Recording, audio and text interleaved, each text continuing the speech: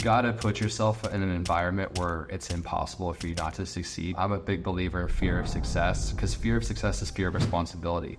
And I was so afraid of success and responsibility that I was self-sabotaging at every turn for years. How did you know that you were going to actually become a millionaire with this skill, with such little context when you got started? I didn't know, to be honest. I just knew I couldn't give up.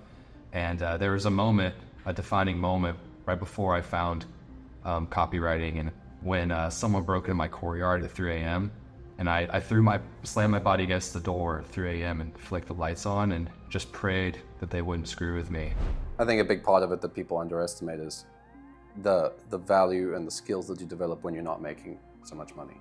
It was a sense of duty that woke me up and drove me mad unless I took action on it. And it actually was assuring too, because I saw stuff online that said, if you just write 3 emails a day for 2 to 3 months and get feedback on them, then you'll be ready for a good client or an agency job. A lot of copywriters get sold this dream, and it's like very, very different to the reality. But you're someone that's actually done it. Like, you actually built a company, an agency that I'd say is like, you're a millionaire, you know, like you can say that. I was willing to work for very little, for very cheap, and make whatever sacrifice I had to, such as moving into a cartel-infested ghetto in Mexico. What? You didn't tell me this story. Secrets, man.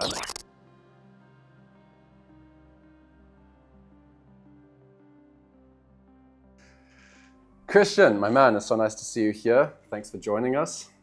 For those of you that don't know Christian already, Christian is a full stack email marketer who went from, in the early days, like just a grand or something a month, to getting to like 14K. And then when I started working with him, we met, we went from 14K all the way to 61K in just a very short time. Like, what, it was like 6 months or something, right, dude? So yeah, exactly. It was 6 months flat. Yeah. And thank you. I appreciate you having me. It's a pleasure to be here, and just I can't thank you enough for helping me along the way. So for those of you that I think a lot of people do know Christian in our space, which is why I'm really excited to have you here, man, because like you've shared a lot of stuff with people online, a lot of copywriters. They even mentioned to me, they're like, oh, Christian is, I want to be like Christian. I want to build an agency with like Christian. I want to have 9-figure clients like Christian has, like some of the best in the game. I want to get to that level too. And I'm like, well, ask Christian, don't ask me. So now I get you here. Now I can actually ask all those questions that people forward to me instead of just asking you. So like, what's your secret? What did you do? How did you get here? Everything's a secret, man. That's why the poor stay poor, the rich get richer. Just kidding. For me, yeah, sure. It was a combination of secrets and surrounding myself with the best, like such as you. Rewind real quick back to the very beginning of my journey. I bought a program like a lot of us do. I got started, it was crap though. And then I started with an agency, and then that's when I discovered you and your stuff. And so I was cooking on your stuff for a couple of years while I was grinding away at an agency. And I read your book that you pumped out, and it just taught me a lot and gave me perspective, and ultimately gave me a light at the end of the tunnel that I could look forward to while I just basically traded my soul per agency. But it's a combination of surrounding yourself with the best and getting a lot of the industry well-kept secrets, I guess we could call them, and then also consistency and needle-moving action, like every single day for 531 days in a row. I think a big part of it that people underestimate is the value and the skills that you develop when you're not making so much money. Because like all the skills that you're using today are all skills you developed when you were broke, not when you were like bowling in a penthouse. So like, how did you develop those skills in the early days while you were working with an agency? There's a few copywriters that work with agencies for 5-10 years and they don't transition into building something for themselves. So I feel like there is a decision that you made somewhere along there that is why you're here today. Yeah, exactly. Well, like a lot of us, we discover books like Think and Grow Rich when we're at 18, and it just inspires us to know that eventually we're going to get that. But it feels like a pie in the sky dream that isn't really real until you surround yourself with people that are actually crushing these numbers. And so I just didn't really care since the very beginning. I was willing to work for very little, for very cheap, and make whatever sacrifice I had to, such as moving into a cartel-infested ghetto in Mexico, and my first copy job paying $2.90 an hour, and working for a mentor for free at the same time, waking up at 4 in the morning and biking to his house and taking notes for him while he's just getting hammered with sales calls and being worried about getting robbed on my way there or worse, and just like bodies showing up on the streets, and I didn't care. What? You didn't tell me this story. Secrets, man. What happened? You say cartel-infested apartment or ghetto? Where is that? Like in the States? No, this was when I quit my job scraping rotten chicken grease at Costco. I knew I needed a mentor, so I moved to Playa del Carmen, Mexico to work for a mentor for free. Okay. And then I lived on very little savings and racked up a lot of credit card debt. But it's a good hack for anybody trying to get started because my rent was $300. I'm right next to the ocean. Like, sure, I have some stressors about like my safety, but I have the beach to like help me use that. And also like my mentor to help me there, who I quickly outgrew, but he helped me tremendously. And that's why I eventually ended up with you, is because you're the G of all the G's. Thanks, man. Appreciate that. The final boss G. So you were like literally final boss. Yeah. I even have a shirt that actually says final boss. So I like that shirt. It's in Japanese though, so you have to know Japanese to appreciate it. But yeah. So okay, so you're actually at the beach in Playa del Carmen learning copywriting from a G, and it's actually like dangerous and everything, and you're getting paid $2 per hour. I mean per word or something. Is that? No, per word. Holy shit, I'd be balling out. Like it was $2.90 an hour. And yeah, an hour, right? I'm like, I mean, don't be scared from my story. Like if anyone's listening and just trying to get started and escape a job and move to Playa del Carmen, just don't move east of CTM Street because it's a straight up ghetto. Like I went running at 6 in the morning there, like most first world Caucasian guys do, and then this like fucking pickup truck pulls up right next to me with the Federales and the National Guardia. No, it's just the National Guardia. And they put my hands behind my back and they thought I was running from somebody because I was in danger. And they had like a minigun in the back. And I said, hey, is it safe to run here in Spanish? And they said, no, like, don't run here. Like we were having like shootouts all the time with gang members. And now it wasn't targeted towards tourism, but the tourists were sometimes byproducts. And it was actually, I had this abundance mindset coach real quick. And we were standing on a street corner and I was like, hey dude, there's a shootout here 24 hours ago. Like, do you think we should bounce? And he's like, dude, why would you manifest that in my reality, bro? Like, we're fine. Okay. And like, you need to book an extra session with me because obviously you're not getting it. Okay. Yeah, sure. That sounds like an interesting perspective. Like just manifest it away, man. Just get like they like surround you and you guys are like just closing your eyes like, no, they'll be gone soon. We just visualize them away. Yeah, I mean, just be prepared for that if you move to that Tulum area or Bali. Like you'll get bombarded with a bunch of broke abundance mindset coaches. But I moved out there and I didn't really give a shit about how much I was making.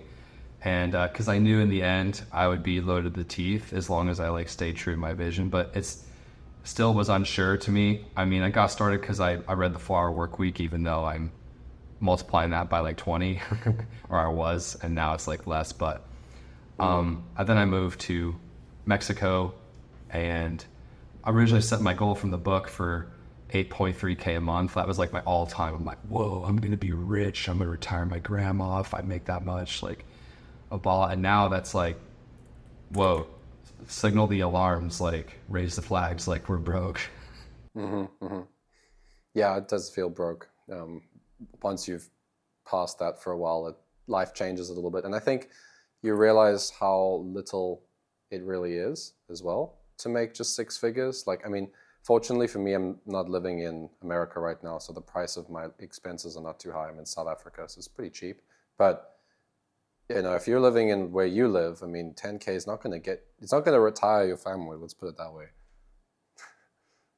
It's not going to retire anybody anytime soon. Yeah, no, I think copywriters should subscribe to more your mentality, which is, get premium clients, get to 20, 30K a month, and then decide like, okay, do I want to be a one-man show freelancer, or do I want to scale a team and go from there?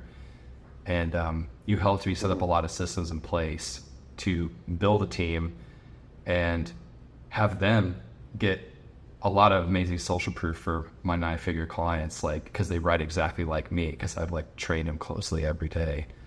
So it's possible to do it, and also in a short amount of time, but you really have to be on it. Like, good luck if you have a wife or girlfriend or kids or dog or any responsibility.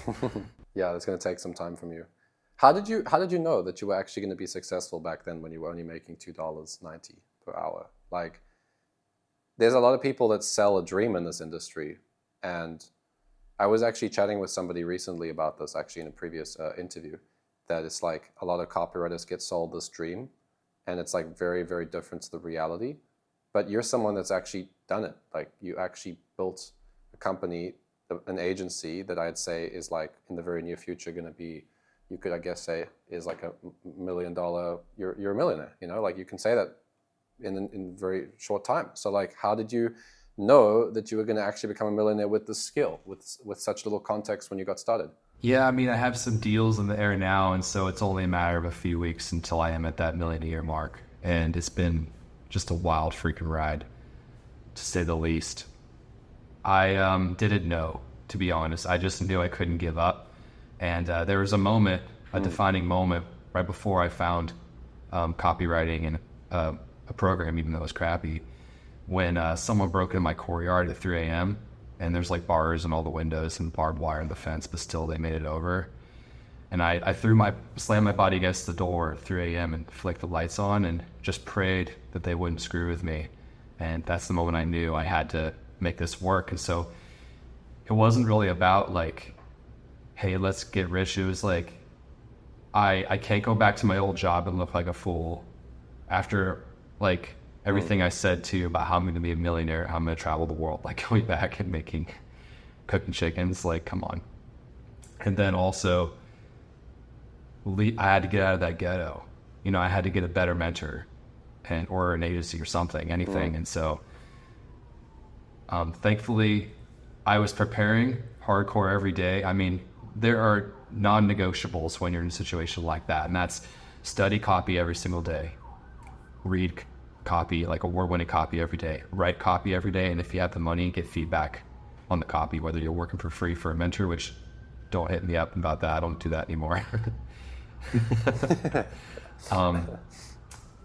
That's like saying, hey, can I mess up your business for free? Like, you really have to find a friend who's like, and just like prove you're like die hard and willing to do whatever it takes, and then they'll take you under their wing maybe, but just pay for it instead with somebody. And yeah, so I had to do those things. It was a sense of duty that woke me up and drove me mad unless I took action on it. And it actually was assuring too, because I saw stuff online that said, if you just write 3 emails a day for 2 to 3 months and get feedback on them, then you'll be ready for a good client or an agency job. And so I just put my head down and did it. And I was always at the co-working space, which I highly recommend if you're going to move abroad, because I was plugged into a bunch of entrepreneurs. And then I also, right as I started copywriting, I started a copywriting meetup by making a post in a Facebook group and then a WhatsApp group. So I'm viewed as this authority for a copywriting meetup group, even though I'm brand new, and I'm hanging out with people making $15K a month from copy, which for me at the time was a lot. And they were inspiring me a lot to keep going, and they wanted to give me opportunity. I also got my first client from a co-working space 2 days after I got that crappy program, just because someone heard me talking about it and they're like, hey, I want to hire you. So like, just get out there and get around these people and don't isolate. And I didn't know I was going to make it to finish your question. Like, I just put one foot in front of the next and like worked all day, every day, and just followed the process. That's it. So that's why I loved your process, because it was just the next one. Appreciate that, man. Yeah. And I think that's a really good point that you bring up, that you cannot isolate, because copywriters do like to isolate, don't they? Majority of them like to be all like hidden away behind a computer and not talking to anybody. But the industry doesn't like that. I mean, you can't, I would say, I would be very surprised to see somebody make $10,000 a month and think that they can do it without talking to people or like getting on the phone, getting in front of people, getting on the camera. Even though I've mostly lived outside of this, I mean, I've never lived in the States, even though most of my clients are American, I have spent a lot of time on the phone with people in America, in my time zone. In South Africa, it's like 6 hours, 7 hours ahead. So I was often on the phone, like especially when I had a lot more service business clients, like copywriting clients, retainers. I was always on the phone at 9 p.m. at night, working with my clients, solving stuff. It never, I think that there's the mindset thing there. There's like there's some belief that some copywriters have where it's like, oh, I'm going to just type on the Google Doc and just send the doc over. And like, that's my role. And then at the same time, expect 6 figures. Like, oh yeah, a business wants to pay you 6 figures for that. Like help them like realign their expectations a bit. Dude, such a good freaking point. Okay. So let me explain. Like, I had tons of imposter syndrome. Was so freaking scared for years. And so I was in this loop for a long time while I was cooking chickens of searching for passive income businesses so I could like live a 4-hour work week, and so I could keep being an introvert and not talk to anybody and not really have a real business. And I tried all of them, like drop shipping and a bunch of others. And by me avoiding like what I actually was like supposed to be doing, which is what I love doing now, even though it was scary and I couldn't imagine doing it at the time, it was actually 10 times harder. Like pursuing the easy path in life is usually 10 times harder in my experience. And just doing the hard thing right now and not waiting is the easiest path. And so I'm sorry, but I'm not a fan of these like introvert offers that are coming out and stuff, because like you're not an introvert. You just think you are, especially post-COVID. And sure, there's a spectrum where some people are more introverted than others, so they get tired hanging out with other people. But if you believe like you're an introvert, then how are you supposed to get on client calls? Like if you want to get to my level, you have to be on sales calls, you have to be on client calls, you have to build relationships with people, you have to get in front of people.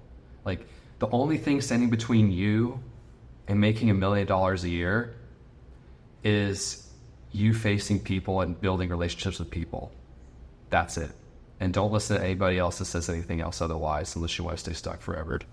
Yeah, that's pretty much exactly what you have to face. And like some people say to me, like, oh, I'm so tired of a job. Because there's some copywriters, they have like a job style client, right? Where the client treats it like a job. And they say, oh, I hate having a boss. I hate the fact that I'm stuck working with a client. I want to be free. I want the financial freedom that you have, Matthew. I'm like, bro, I have like 300 bosses. I don't think you realize, like, all my clients are bosses. All my clients have expectations of me. I'm serving a lot of people.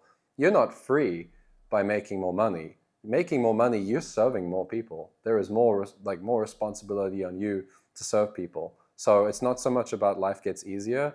My belief is like you just become better and stronger, and it feels easier because you're stronger, but it's actually heavier. And that frame, I think, helps. At least it's helped me a lot, and it's helped a lot of people I've talked to. But like you said, you gotta be willing to get on those calls with people. And I think that's pretty much the opposite of what people think. Like passive income, the idea of passive income is like no calls, no talking to people, no engaging, no work, nothing. Just like don't do anything, sit on the beach. Whereas like making actual money, you have hundreds of thousands, at least today, right? We have like 100,000 people that want to become a copywriter.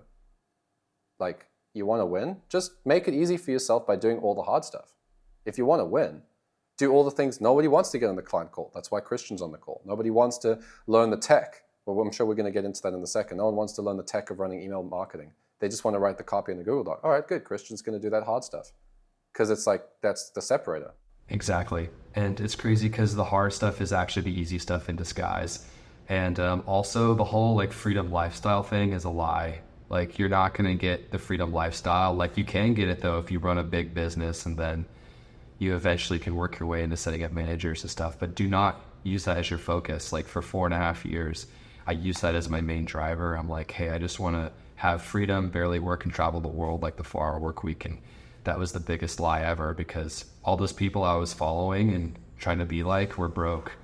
And then when I surrounded myself with real G's, and then I realized that they were just false prophets. And I'm like, these people are making more and working less than the people that are like pursuing these passive income streams. They're just like tripping over dollars for pennies. And so I would reframe your mindset.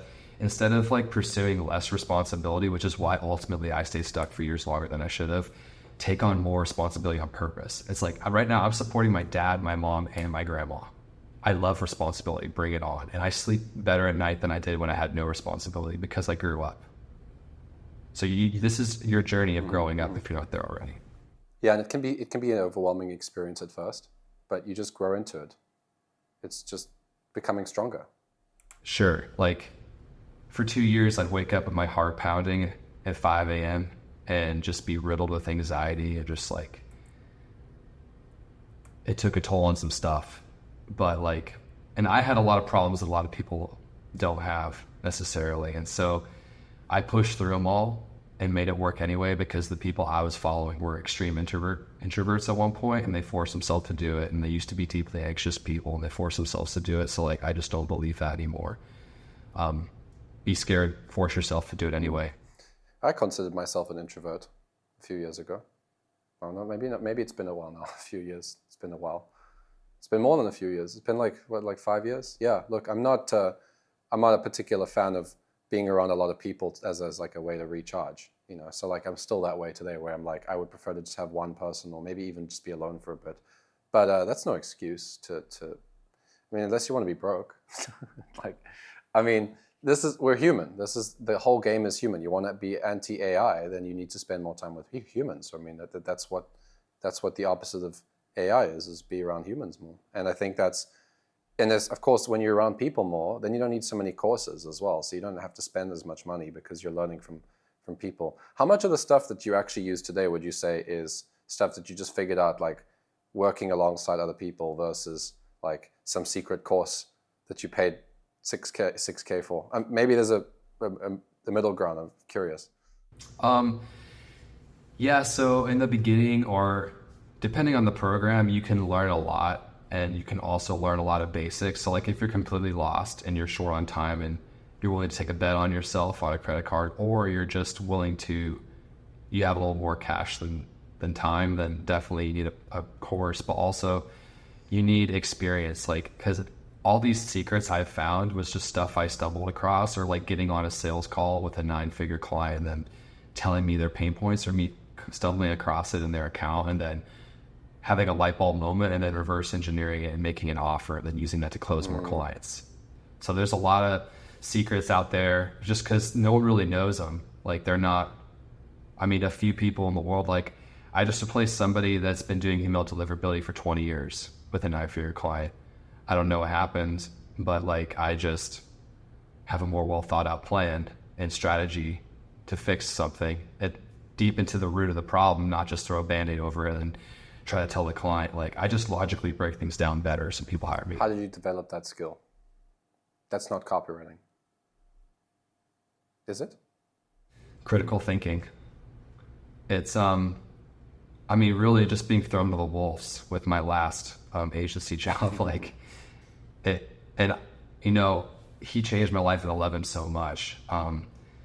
So it's a good thing actually. But yeah, within my first day of starting, within 2 weeks, I had 5 daily send clients, total 40 emails a month each. And I was left in an Airbnb on my own. And they were kind, but I also couldn't really reach out and ask questions because there's really nobody to answer the questions. So it's just me. And then there's this feeling of like, hey, if you screw up, you're fired, you're done. So, which is common with those jobs. I don't do that. And also he came from extreme love, and I love him so much. And, you know, he was just doing his job. And it was the best thing he could have ever done for me at the time, because he was the most passionate and kind leader, but also held me to the most extreme responsibility.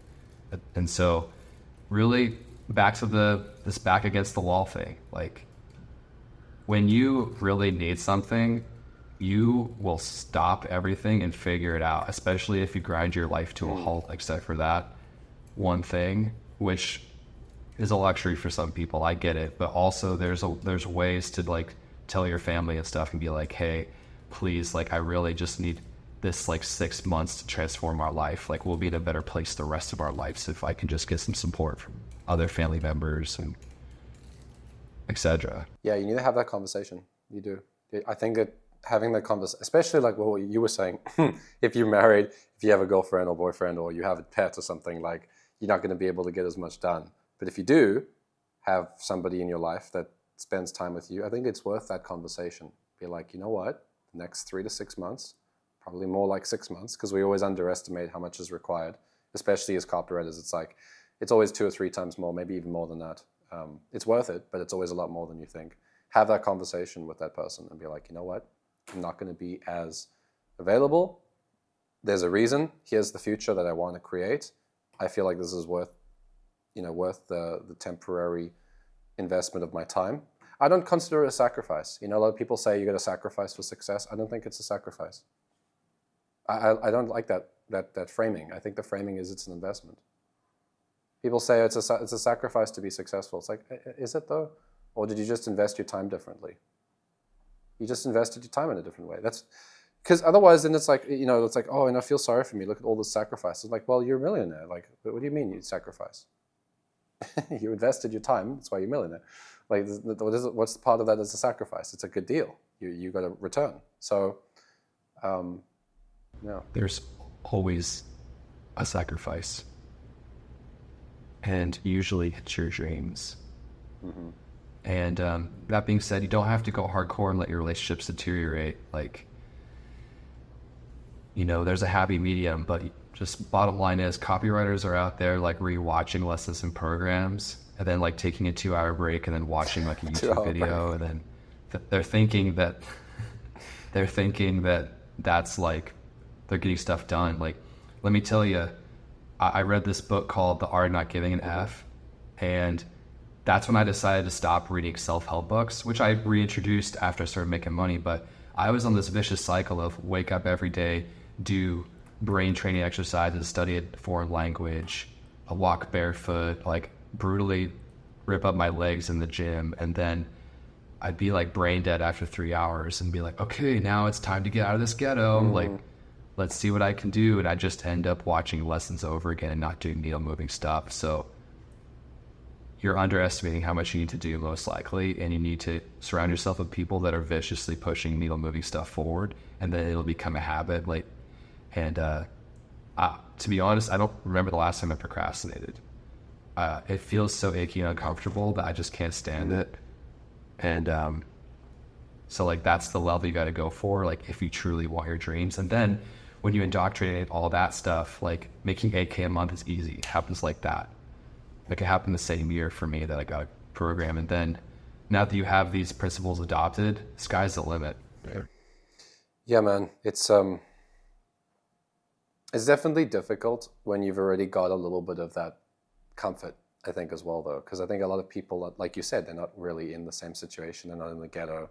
I think a lot of people that watching this have some level of comfort zone or some level of like stability. Their income's decent. Their life's okay. They're kind of, how do you go and grow when your back isn't against the wall? Like you told me your back was against the wall in the agency. That's why you grew.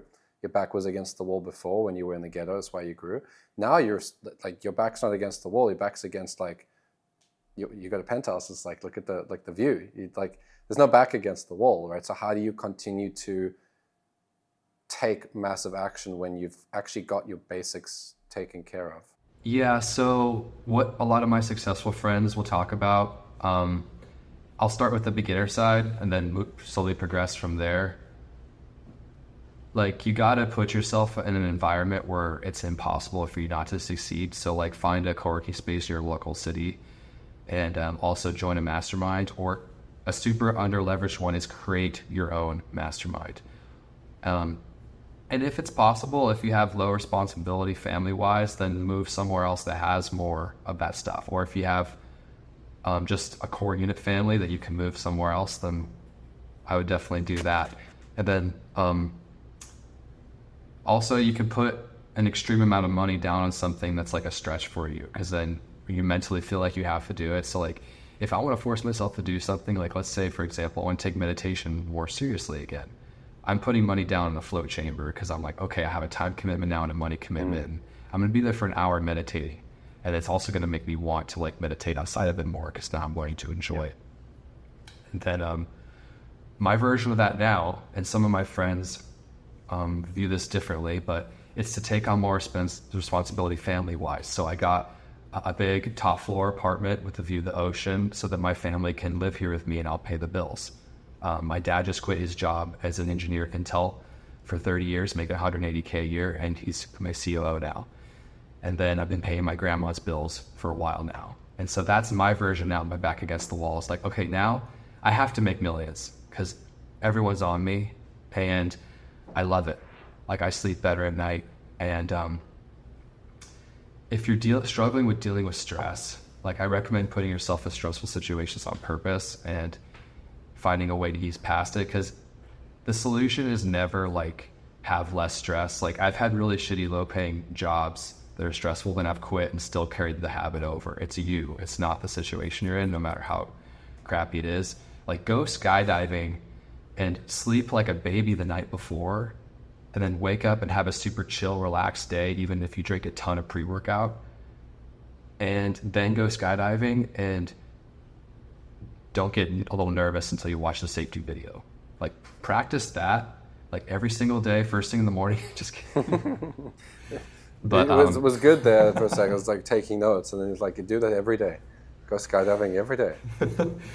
That's the secret. No, I just do it once. In all seriousness, and I really view that as a mental exercise. I'm like, okay, well, if I can in an extreme scenario like this, be calm and comforted, like what's going to happen when an employee calls me and they want 10K tomorrow, or a client wants to leave that's paying me 20K.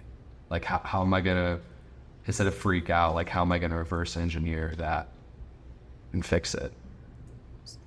So you just have to get stronger. And then when you do, your life gets so much easier.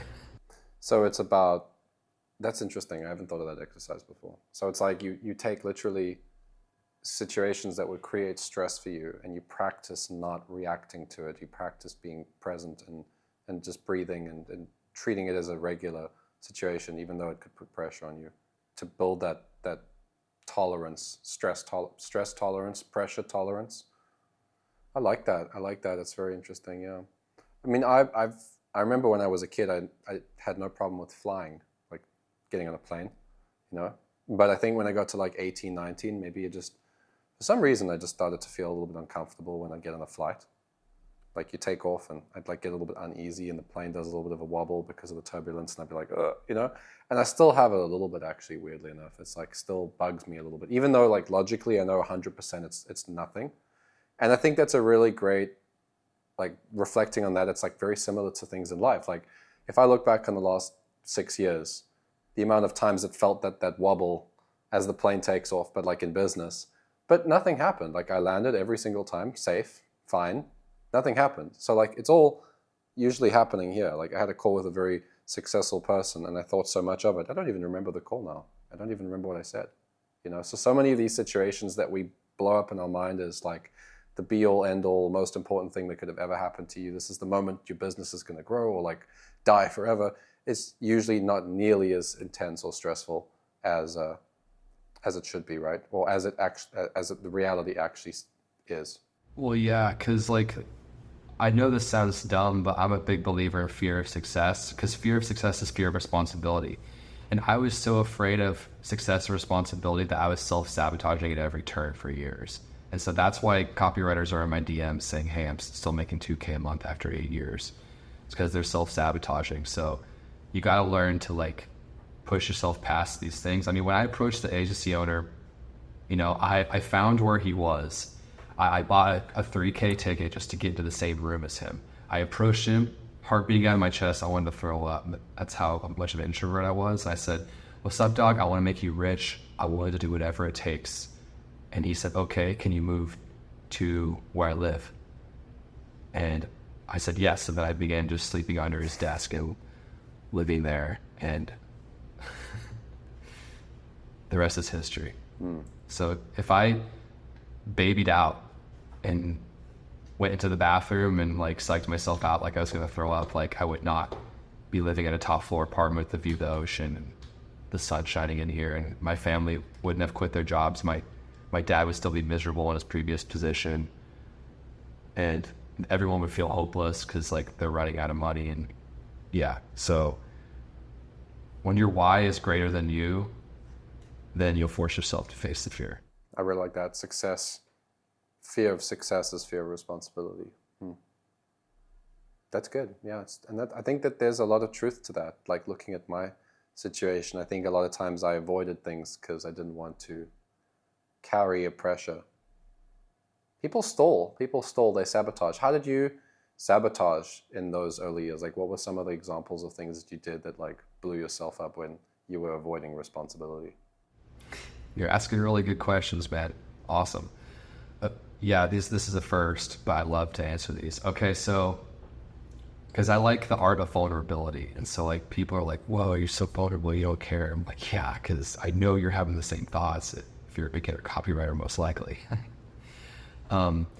Well, I started writing books, and that's how I found my love for copywriting. I actually hated writing as a kid. I'd do anything to avoid it, and the idea of being a writer like repulsed me until I started writing a book. And then someone said, "You're a writer." And I looked at them cockeyed like, "No, I'm not. How dare you say that?" And then I was like, wait, I love the psychology of sales. I love writing it. I love pouring my heart into something and watching it come to life, and then watching it make clients like $2.6 million. You know, like it's like having a brain baby every day, like multiple times a day. And I would find ways to self-sabotage because like when I wrote my first book, I got the opportunity to get on a podcast and talk about it, and I babied out, and I was like, oh no, I'll just like start studying Instagram and grow my Instagram. So like I was constantly, whenever I got an opportunity my way, I would pivot and self-sabotage the real needle moving thing and for some other BS hack that I found on YouTube or that some guru said through a reel. You know, like, okay, I'll start doing Instagram now. And so for years, I was just like switching between tasks and not doing the scary thing. And you just gotta do the scary thing. Like, I remember sitting in my room, starting a drop shipping store in my parents' house, and like wearing basketball shorts and then this button-up shirt so I could look professional from the head up, and then taking shots of alcohol on my desk and then like cold calling people because I was so scared. And now I'm sober by choice. I never had a problem with it, but it was helpful, I guess, to like help me cope with that in the beginning. But really, I need to do way more of that to be successful with that. And so for copywriters now, it's talk to people, connect to people. You're going to be broke the rest of your life unless you face this finally. Don't listen to JT Franco and be an introverted like billionaire or whatever. It's not like what it's good. He's not introverted. He has a course with hundreds of people, and he's talking to them every day. Yeah, that's a good point. All these guys that they all have a massive following, so they all work through it somehow. The fact that you know that they exist means that they've worked through this. So people don't know you exist. If you're watching this video and you're not at 10K, it's like not enough of the right people know you exist. You could be a great writer and just people don't know you exist.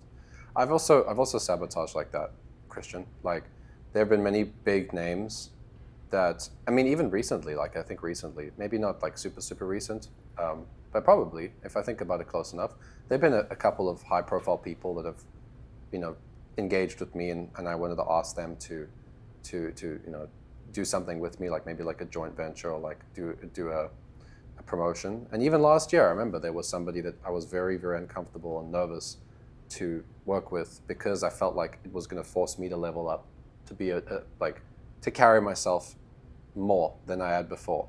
And it was a lot of pressure. And I didn't sabotage. I would have previously. I didn't. I did it anyway, and I'm very happy with where it went, and it was very successful. We made 6 figures together. But that's the reality. Is like it happens. It happened to me a lot.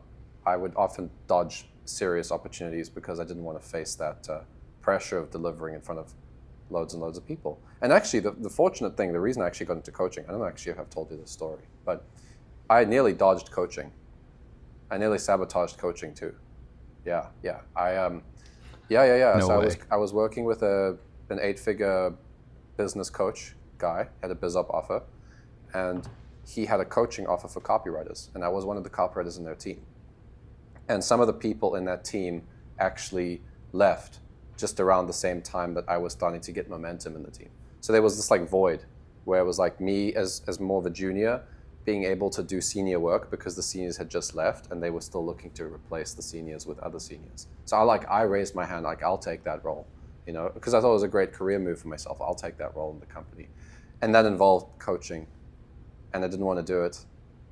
And I like everything but the coaching. I'll do everything, but I don't want to be client facing because some of the work would involve me coaching some actual people on how to write better copy. And I'm like, oh, what do I know? I'm like this beginner writer. I've only been doing this for 2 years. Like, I know nothing. But other people on the team were like, no, you must do this. You can do this. So like for the first 5 calls, I hated it. I was stressed out of my mind. I was so incredibly awkward. I was so cringe. I didn't listen to any of the recordings because I wouldn't have been able to do the next call. And I was like really not enjoying it at all. I was like, oh, I'm so bad at this. But I know internally, like every single time I felt that way, internally I'm like, yes, you must do this. Like deep down, that thing? It's like you're not enjoying it, but you're like, okay, I have to do this. And I got into it. I really got into it. Like by the 8th call, I was starting to get in the flow, starting to be less self-conscious, and people were actually still on the freaking call. They were still showing up to the calls after 8 calls. I thought no one wanted to be there anymore because, what was I saying? But no, we were like same attendance, if not more people. And I remember for like a good 6 months, like I managed to keep the attendance with like 200 people on this call. And I was just coaching for like hours and there was 200 people. And I remember, I think that really changed a lot of my belief on like if I could actually coach. And that's part of how I got into coaching, is because I was like, wow, these people really enjoyed the coaching. They really enjoyed what I was sharing. And I found it quite fulfilling, but I nearly sabotaged it. If it weren't for those guys in that team kind of like pushing me on a little bit and kind of being forced to do it because I was in a corner back then, I might not have been a coach, man. I might have just hid behind my computer for a few more years. I think maybe I would have eventually got into it because I do believe coaching is part of my like calling, as a person. I feel like it's definitely something that I love doing and I would have eventually found it. But so for everybody listening, just think about how crazy that could be. Like you could literally be one decision that you're stalling or one decision that you're sabotaging away from a dream life, but you're just terrified of that responsibility. Oh, I couldn't do that to myself. Wow. Yeah, that's super inspiring. I know exactly what you're talking about. Like I actually had a similar conversation with my previous agency owner job, and I was like, dude, to be honest, I'm avoiding calls. And like it was like grinding your face through glass, like powdered glass. But people still kept showing up, and the clients weren't firing me. So it's a whole other head. It's like they didn't fire me yet, so I guess it's okay then. I guess they like what I'm doing. I guess I'll keep doing it. Yeah. So let's talk about that. Actually serving clients. When you get a client, what are some of the things that you do to really rock it for them and show them that they made the right choice? So there's multiple levels with this. I'll talk about getting clients later if you want, but basically there's 3 main components to being a stellar full stack email marketer, and that's the copy, of course. And that's setting up the tech and sending the emails and email deliverability and the strategy. So like blending it all together. And when you show them a logical explanation for each of those main categories and a plan and strategy, like on a sales call and the onboarding call, and then you actually implement it and get the stats that you said you would, then it builds like a deep trust for you. Or like I actually have a call recording. This is cool because it's one of the first times I actually have it recorded, but a client asked me to create a new offer for them and then implement the strategy. And then I told them exactly how many we would sell, which was 30. And then that's exactly what we sold. And then she's like, how did you know that? And I need to put it together to a video one day. Cool. But when you see stuff over and over, it's repeatable. So you're able to, that's why working for super cheap clients, if you're like insecure, or working for an agency, is a really great way to get started. Because like for me, I didn't do the fake it till you make it thing. I didn't wake up one day and feel like I was there. Like I had to earn my merit and my confidence in email marketing by other people around me saying, oh wow, you're actually really good, how'd you do that? And then like, oh really, why? I'm like, no way. Like the last agency I worked for, they said I was the most humble, which is a nice way of saying like he's super insecure. Then I just started working my way up from there. Well, I think it's a good thing. I think I would consider you pretty humble. You know, I wouldn't say that you're insecure. I think in a good way. You're always very open to growth and learning from everybody. You know, I think a lot of people at the level of scale, when they start to make money, they only start listening to people making more money than them. And I think it's a good. You know, I think it's a good thing. But at the same time, like, you know, feedback doesn't have to always come from above. Feedback can come from people. Like your customers can give you feedback. Like let's say you're a coach. You know, there's some people that make very little money that I coach, right? And they're like just getting started. I want to take their feedback too, because I'm learning from them, like their experience working with me. But it's interesting to go back to what you're saying, like the early days, yeah, okay, copy, email, tech stack, deliverability, strategy. Fundamentally, you're demonstrating early on, here's what we're going to do together. You're actually showing them a path. You're actually mapping out like the plan. And I think a lot of people, they're like, all right, cool. So I'm going to send you an invoice. I'm going to get started. And then you don't hear from the guy for like 2 weeks. Like, what happens to the copywriter? I was like, I guess he's working, because that's what he said. I'll see, you know, like, and this is actually such a weird thing with freelancers. It's like they'll close the deal and then they just go silent because they think like, oh, no, I'm just going to go deliver the work now. It's like, it's your world. It's your entire world that you're delivering the work. The client doesn't know what you're up to. Like, loop them in. Like, just give them a little bit, here's what we're going to do. Step one, we're going to do this. Then we're going to do this. Then we're going to do this. Here's some of the things I expect to potentially happen. And you just give them that context, and it's like you completely destroy any potential buyer's remorse, any potential like, oh, I don't know if this is a good decision, because like you've showed them exactly what you're working on. It's so underrated, and it's so few people that actually map that initial phase out. It's weird. It's weird, man. Weird. Yeah, that's called being a full clown, like in versus full stack. Like, dude, you should be insecure as fuck. You suck. You know, like if you don't know what you're doing, don't have this false sense of confidence and go out there and try to close clients. Like you need to, there's a reason why you're scared. It's because you suck, and you need to find someone that can help you be better until one day you wake up and go, holy shit, I was savage. Yeah. Okay, so you do that, and then next step. So you demonstrate, you show them the progress, then you go and deliver the result, right? So you go and deliver the result for the client. It's actually quite powerful to be able to tell people what they expect. You know, like you said with the 30, like you got the exact 30 sales. It's like when a copywriter does a campaign, right? Let's say they do a campaign and they say, okay, here's the campaign. And then the campaign runs and it doesn't do well. And then the copywriter explains why it doesn't do well. It's not such a good, it's like, oh, it didn't do well maybe because this, that, and the other. No one takes it seriously because it's like after the fact explanation. But if you say beforehand, okay, we're going to run this campaign. We might not get a response because this message is new. We haven't tested it before. If we don't get a response, we could test this other message, and then it doesn't do well. The client's going to listen, like, oh, like so-and-so, you know, Christian or Matthew said that this might not do well. Let's test the other message now. I think it's so important to actually say early on, like, I expect this might happen based on my experience. Here's what I think we could do if that happens.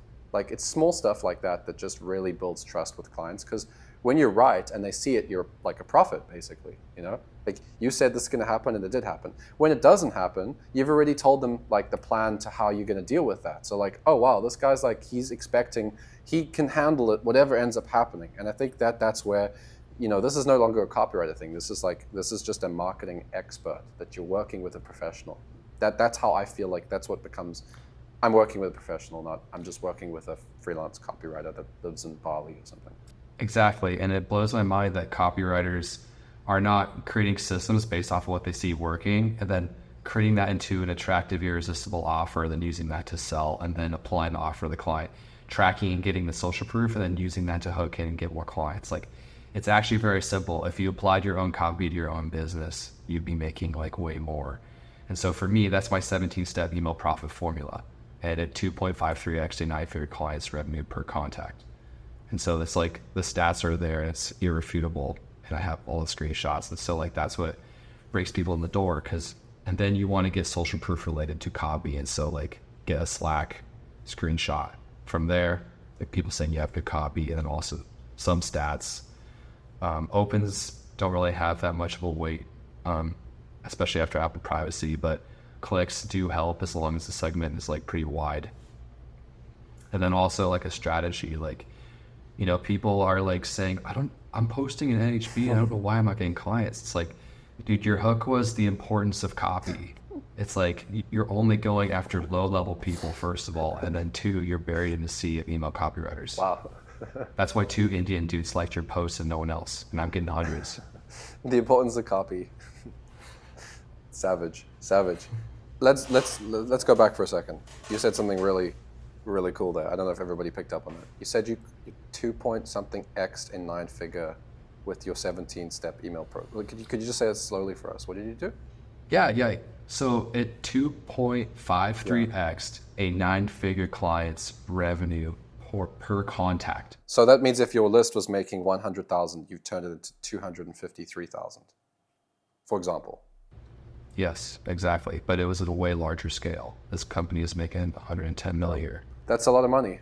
And I also have a screenshot of them saying, hey, before you joined, we thought email was dead, which is very trendy. Yeah, their email list was dead, but you 2.5x'd it. Amazing. Also, whenever I find something that works, I'll create a new strategy around it. And one recently that I had was I took a client that was doing $13K a month with a book a call, like email setup.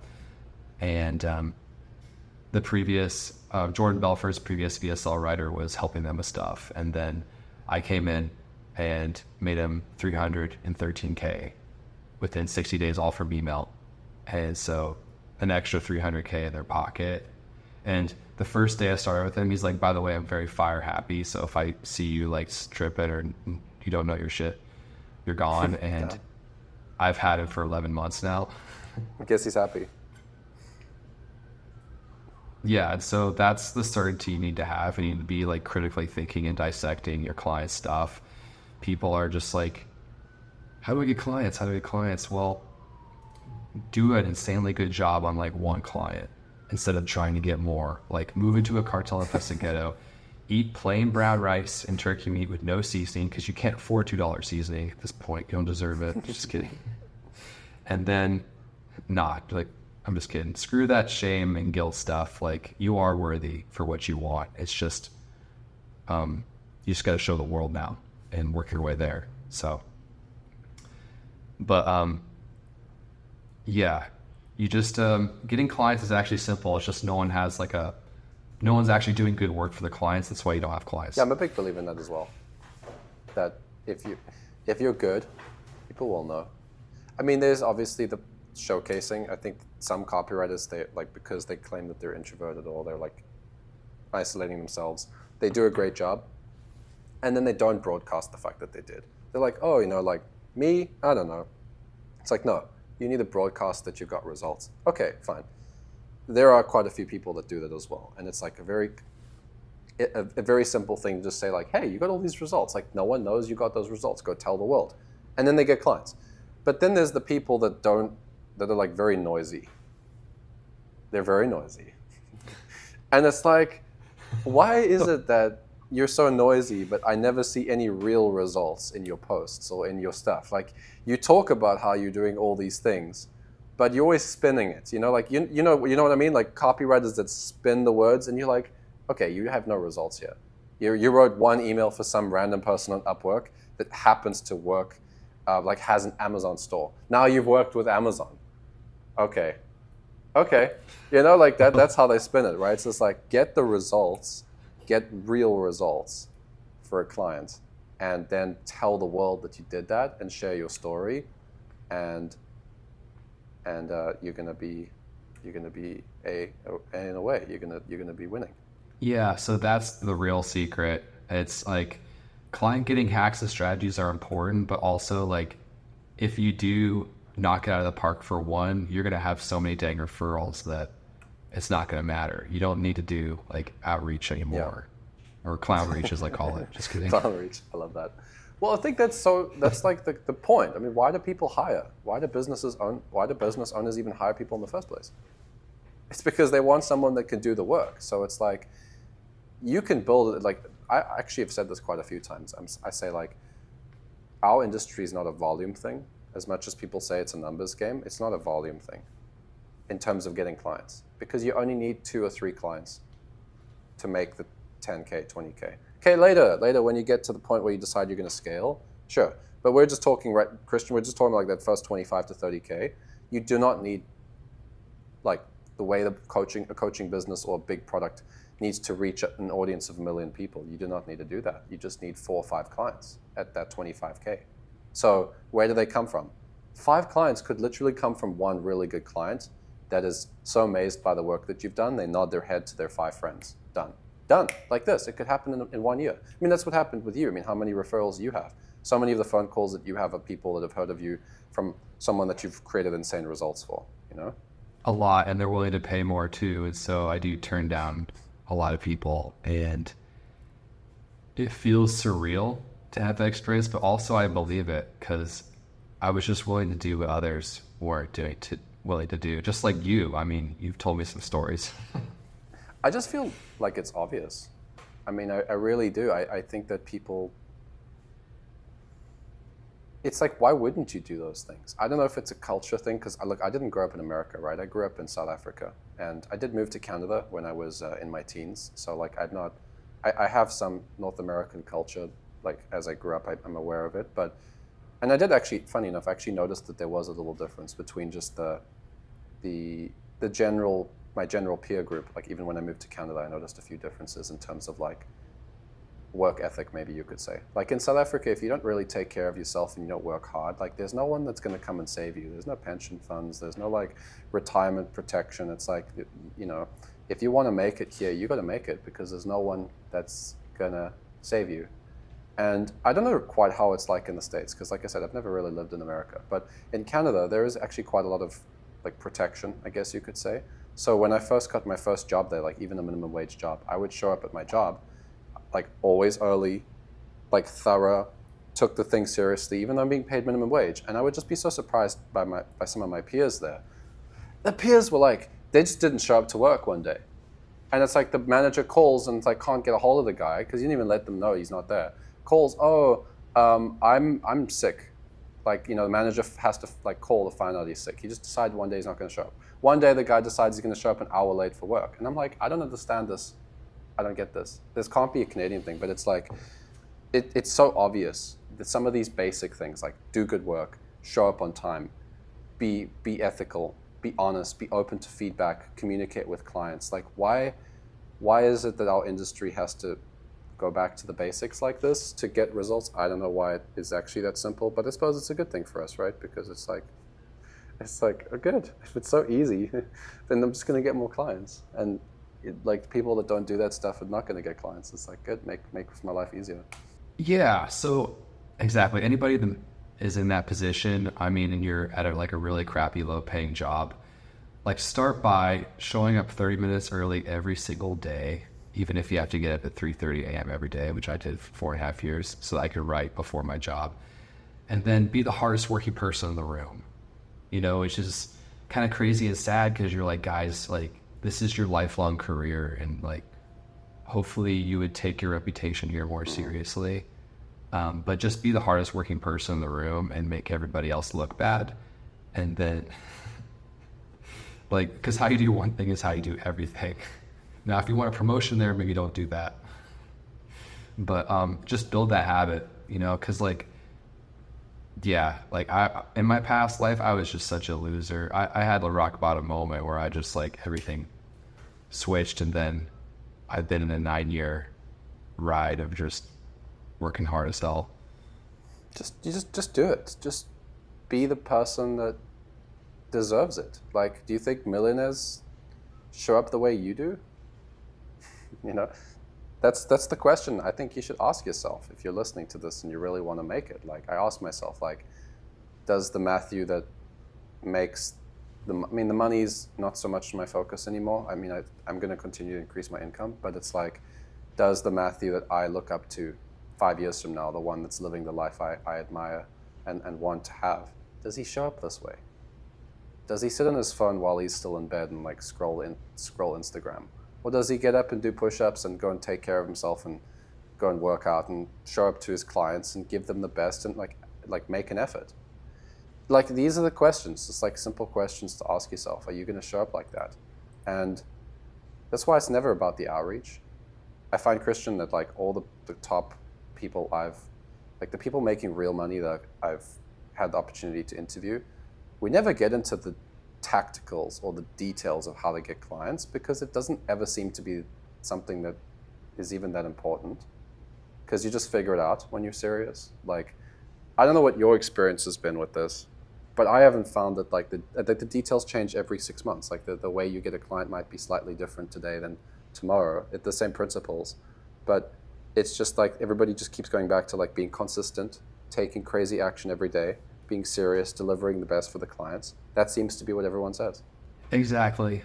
And I am compassionate towards self-sabotage and stuff like we talked about. But yeah, when you have to do something, you'll find a way to do it. And so do the outreach every day, you know, be doing the farming and the hunting every single day of client acquisition, you know, making posts, social media consistently, and also doing outreach, and just get them on a call, like explain like how you're going to make them money. Like for me, with my very first client ever, I had to pay a lot of money on a credit card, get on a plane, and then stick my hand in his face and say, hi, I want to make you rich, I'm Christian. I went on to repeat that process. You know, that's how I got my first 5K client ever, was I went to his event, and after he got done speaking, I approached him and I said, what's up, dog? I want to make you rich. And I know I can do it through your email list. And he's like, okay, let's give you a shot. Boom. So it's like, even if you're virtual and even if you live in a country and it's expensive to fly somewhere, like you can find a way to like tease these people something they really want, to get them onto a phone call and then just show how diehard you are without being needy. Yeah, without being needy. How do you do that? How do you, I mean, like the way you said it there sounded very confident, like, I want this, didn't come across needy. What's the mental frame? Well, it comes back to having a strategy in mind for them, which you can learn from application, an agency, or a coach, and then teasing them. Like, hey, I was looking through your emails and I see a way that I can make an extra 30% for you. And I'm pretty sure you haven't heard of this before because it's not very common.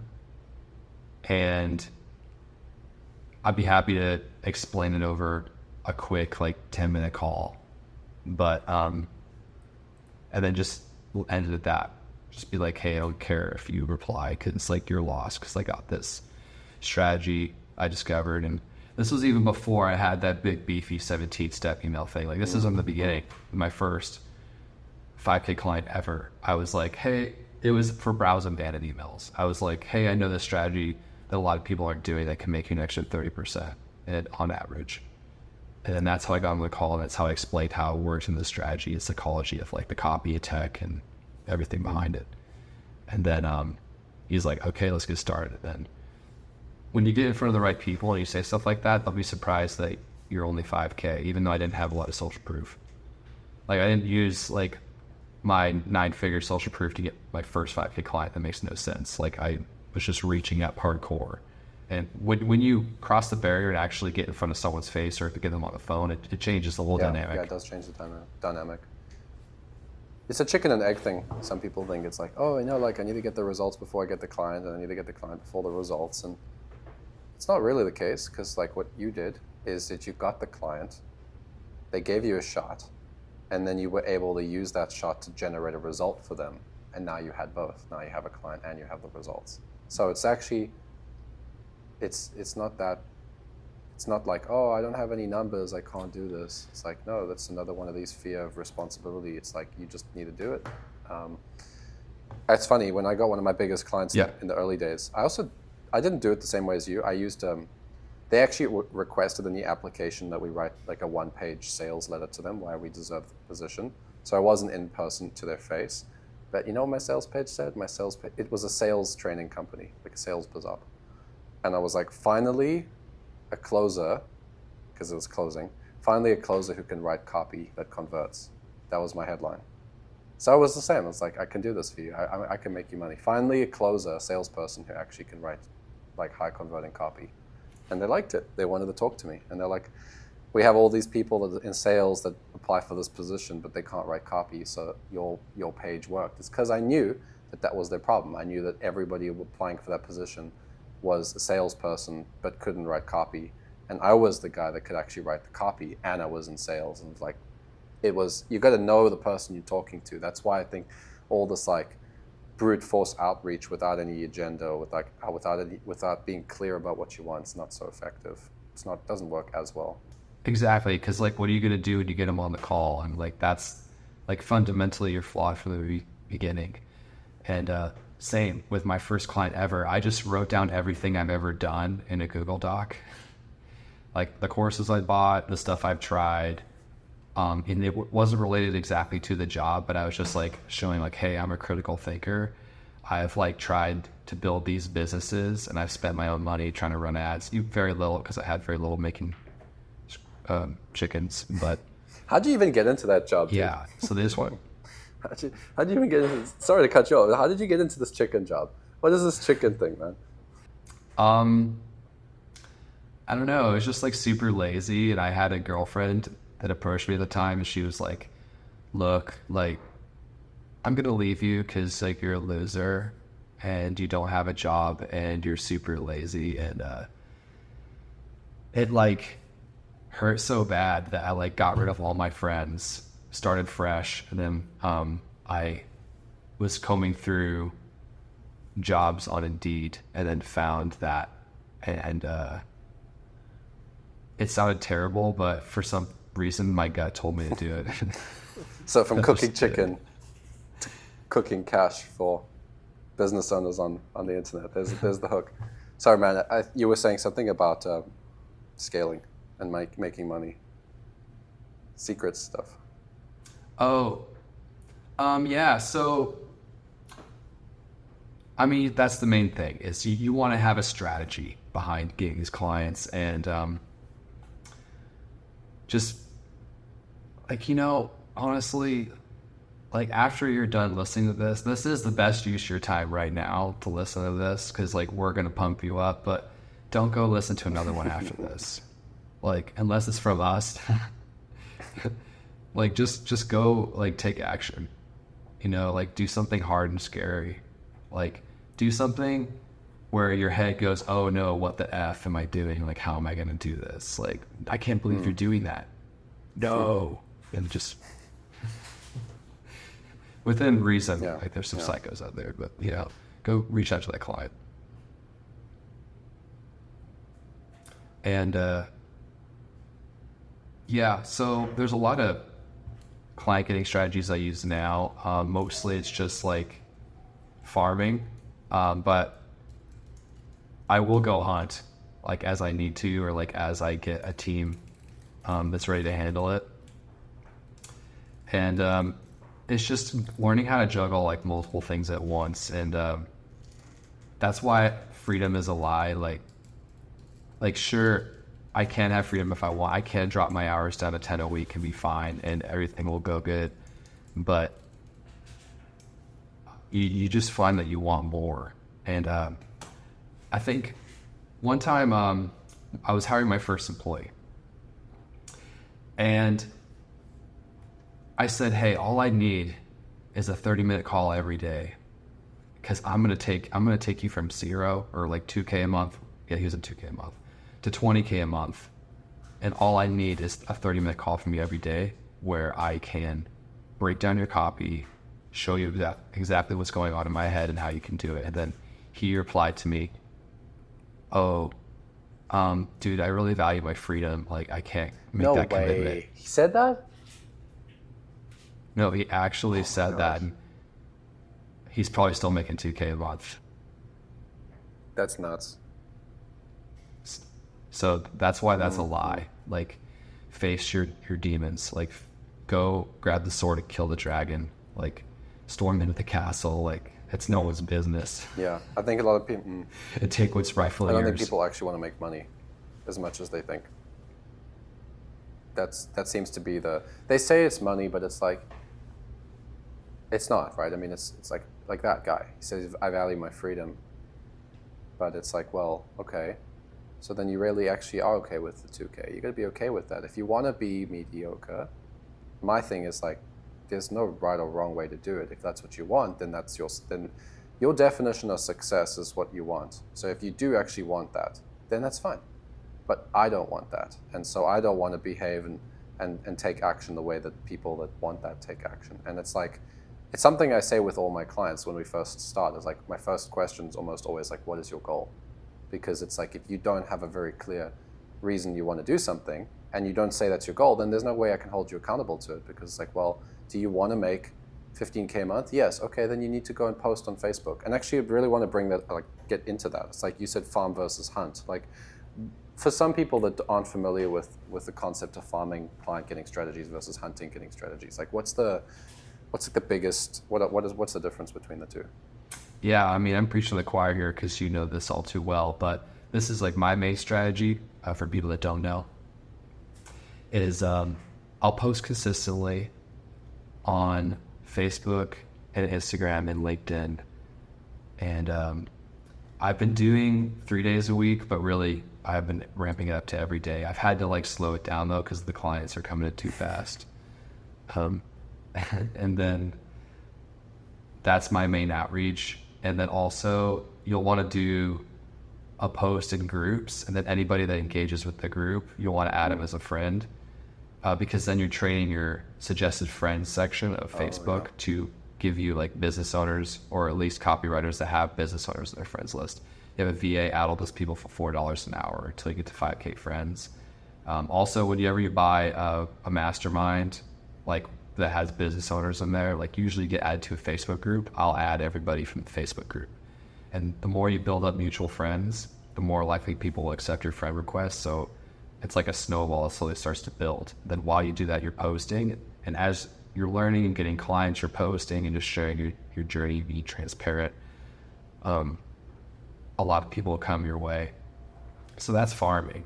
That's like casting a net. Like I'm casting one big hook to reel people in.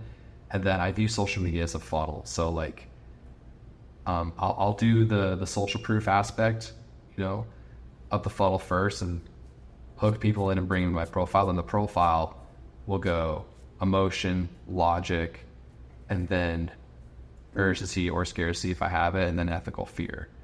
And then when I set them for a call, they show up to the call, and since they already saw so many of my posts and they've been warmed up to social proof, and I'll also send my social proof doc to them beforehand so they can review everything. Then I do my homework and I create a mind map for their business, and I create them a 17-step email profit formula game plan. And then on a screen share, I break down logically the 3 main categories and how we can do it. I'll show us a similar copy that I want them to use, or I'll show up with samples. And that's how I got these giant 9-figure clients, is because they're just like, hey, you were just the most prepared person that I got on the phone with. You know, so that's why I'm like, how bad do you want a client, man? Like, show up professional as hell with a clean background behind you, with a button-up shirt, like with a good lighting, like have all your stuff prepared, and you'd be surprised how far you go. Just buying $100 microphone probably makes 90% of the difference, honestly, for some people here. Like, buy a microphone. And yes. And here's the thing, like, I also actually started on a credit card. Like, you did that with your event. I spent close to $5,000 on a credit card. I had quit that job. I was still living with my parents, so fortunately I didn't have crazy expenses. So that I was always very grateful. My dad helped me to start up without the pressure of like also trying to like live life all at the same time. So like I started a home, but I didn't have a net. He didn't cover my expenses. I said, Dad, I'm taking care of this. I was carrying $5,000 credit card debt without any income to supplement. And I was like probably $300 from maxing my card. And the interest every month was making it closer and closer. And I just had to do it. And I was like, I don't know, I'm gonna have to find a way to pay this card off. And I remember like maybe 2 months in with that pressure, I got a $1,500 client, and it whittled down some of that debt. And I was like, all right, I got this. That was like I can do this. I made money from the internet. I'm gonna do it again. But yeah, the farming strategy. The farming strategy is that. So like for people that don't fully understand, like the principle is you are casting a net, or you are sowing seeds that like people are, like you got a field that you're cultivating, and versus hunting where you're like literally going out there with like a spear, like directly going after one person, one-to-one, versus farming. Farming takes time. You need to play long game. Everything that we talk about is all long game. Christian, how long have you been in this game for? You've been in this game years. So it's not overnight. Yeah, got my first program 4 years ago. It's not overnight. You've been farming. I mean, when we started working together, you hadn't blown up quite the way that you have now. And you were taking the same action. Like, it's pretty similar to what you do today. Reality caught up with you. But I mean, how similar were some of the things that we were doing back then at 14K a month? Actually, even for a while when we fired some of those clients, right, we went to 6K. You went to 6K a month for like a month there. And what was the action that you took at 6K versus 60K? How different was it? The stuff I was doing was different, but the consistency was the same. Like having like a locked in schedule, being disciplined as heck, committing. Like I had this pool below me at the apartment complex I was in, and people were constantly calling me like on middle of day Tuesday, hey dude, come down and have a beer. I'm like, no, you guys are broke. I'm not gonna come down there. That's funny. But I'd like to touch base on what you said about the going into debt thing. Because like people will say to me like, oh, like, how did you do that? Like, why did you move into a cartel investigator with 40K in debt? And why were you continually living on a credit card? And like, that's so risky. Oh my God, you quit your job too. It's like, no, what's not risky is, or what's risky is not doing that.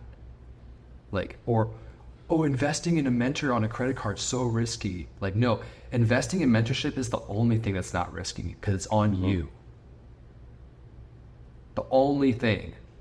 The stock market's way riskier. Everything else is way riskier. Because no one can ever take that from you. The banks can get shut down. There can be a bail-in like Cyprus. But no one can ever take your skills from you and the knowledge you have. And if you're ever going to make it, then you're the only bet you got that you're going to make it. So if you're investing in yourself, it's the only bet that, like if it doesn't work and you invest in yourself, then you weren't going to make it. So make it work. Make it work. Because if you invest in yourself, that's, I always think about it. It's like, say people that think, oh, I'm going to get into real estate later. Like I'm going to make some money from copywriting. I'm going to get into real estate. It's like, yeah, the real estate didn't make you the money in real estate. I mean, I own some properties. It's like the real estate doesn't make you the money. You make the money when you invest in that property because you found the property that you feel has the potential. You created that deal, or you took time to find the deal. It's still you that made that money. So like whether you're investing in real estate, whether you're doing the stock market, whether you're trading crypto, whether you're doing whatever, it's like if you make money in any of those things, it was still because you used your brain to deploy the money in a certain place. So whatever you end up doing in life, even if it's actually using money to make money or investing in a business or doing anything, it always comes back to you are the main reason that money was generated. So why wouldn't you invest in that? Like we have a great opportunity, you and me, Christian, and like a lot of people in North America and actually many first world countries, because like you have access to credit in a way that like it's very powerful. Like the fact I was able to put that on my credit card was very powerful. Like I don't see that as a danger. I mean, 4K it's nothing, 5K it's nothing. Like worst case scenario, 40K is nothing. Like worst case, like you make that in a month now. And like more, like take home more than that. So it's like it's not that big of a deal. If that's just stress, you can't carry $4,000 pressure. How are you gonna create a $1 million business exactly and have like 20 real estate portfolio? Like you can't even carry 4K of debt for a bit. Like it's weak. It's weak. Exactly. I mean, all they're basically saying is like, hey, I haven't committed to taking on more responsibility yet, and I don't believe in myself. Yep. That's all they're saying. And, that's fair. It's like, hey, like, we love you anyway, but we're going to call you out on your shit. And we're going to say, you actually don't want this. You just said you wanted this, this, and this. You want to retire your family, and you want to live somewhere nice and go on nice vacations, but you don't. Yep. So invest in yourself. Like I had that, that debt amount that I mentioned, and it would eat me alive at night because I didn't believe in myself. I didn't know that I was going to make it and stuff. But then, yeah, you're right. Like I'm making that like way more than that every month. So I paid it off like that. And it was all just a bad dream. My entire life and my situation is all just a bad dream. I wake up now and get tears of joy in my eyes. I'm like, I'm so glad I changed my life and took that on myself, because that's the only thing that's not risky. It really isn't. And like, even for people that are adverse, like come from a background where they're not comfortable with debt, because I'm not an advocate for debt. Like I always tell copywriters, like, if you're in debt, you're in a dangerous situation, because our industry is so volatile. If you lose clients, it's really, you're going to get into a hole very, very quickly. It's not, I'm not like just throw it on the credit card kind of guy. What I would do today, if I was starting, let's say I had to start right now, I would probably get a minimum wage job, and I would go and do everything I possibly can to get clients. And every single dollar that I'd make from that minimum wage job, I'd save to get a coach and buy into communities. So if you say like, oh, I don't want to use $5,000 on my credit card. Okay, don't. Go make $5K working for 2 months every day, all day. And then when you come home from your job or during your shifts, learn copywriting. Come home, you have $5K in a month or two. Like, let's say you live at home, right? Like, so you don't actually even have to get into debt then. You just have to trade a month or two of your life working really, really hard to make enough money to, like, there's no excuse. Just, anyway, I could get really irritated about this, I mean, yeah, so true. I mean, literally, I had no excuse. I wasn't willing to spend $1 on salt. I was eating bland food for years because I was like, I'm going to put that dollar on mentorship so I can get the hell out of here. Let's do it. Yeah. So let's go. Christian, it's been an absolute joy. I really appreciate you coming on here and sharing what it takes. I'd say that's really the theme of this. It's like what it really takes to embrace becoming the best version of yourself and becoming a millionaire and becoming successful with copywriting. Is there anything maybe you would say that, anything else that you'd say to copywriters that want to really, maybe let's say that the 6-figure copywriters that have got comfortable, is there anything that you would say to them to push them to get to that next level? Yeah, congratulations, first of all, for getting to a higher level than most people ever do in their entire lifetime. And then also just really think about what you want. So again, the hard path is actually the easy path in disguise. So I believe personally, your responsibility is only going to go up, even if you have a family and kids now. It's only going to go up. And, because parents get older and stuff happens. So wouldn't you want to make more money while you're younger and your brain is super sharp and you have all this energy, and sleep is a little bit less important, even though it is, you can still function really well on less for a short amount of time here and there. Wouldn't you rather make all this money now so that you can set yourself up for the rest of your life forever, just like you have, owning these properties that you own outright, and being so grateful that you put in those hours. The day I hit rock bottom and realized I was a loser was 21, or my 21st birthday. I just had my 30th birthday, and I'm looking around and I'm just in pure joy. I'm like, yes, I'm so glad that I traded this or that for this, because now I can go out and I can have even more fun than all my friends that were partying and screwing around and not bettering themselves. I'm living a way crazier, better life now. They're stuck. So right now you're stuck. You're in golden shackles. You're making 6 figures, you're comfortable, but you look at posts from people like me and Matt, and you're you secretly deep down, you want that. but you're too afraid of the next step to get there. And so that's okay. No shame and guilt attached. Just reach out and get help from somebody who can pull you across the finish line. That's exactly what happened to me with Matthew. So appreciate that, man. Thanks so much for sharing that. And when can people get a hold of you if they want you to take their list and make them $1 million from email? Where can they find you? Yeah, so if you want me to manage your email list, you can go to facebook.com/Christian the Copywriter or Instagram / Christian the Copywriter, and just hit me up from there. Like, add me as a friend and follow me. I'll follow you back, and let's become friends. Because I'm not an introvert anymore. I love connecting with people, so let's run it up. Thanks so much for your time, man. I really appreciate this today. This was awesome. Thank you, dude. No, thank you for everything you've done for me. Like, you've been my rock. Like, when I've been like going through some hardcore, like scary problems or stuff along the way, stuff I viewed as scary at the time, like you guided me through it. You're like, hey, just take a deep breath, like do this, and this. And like, yeah, just my solace was in the action and also the comfort and guidance you gave me. So thank you. Bro. Appreciate that.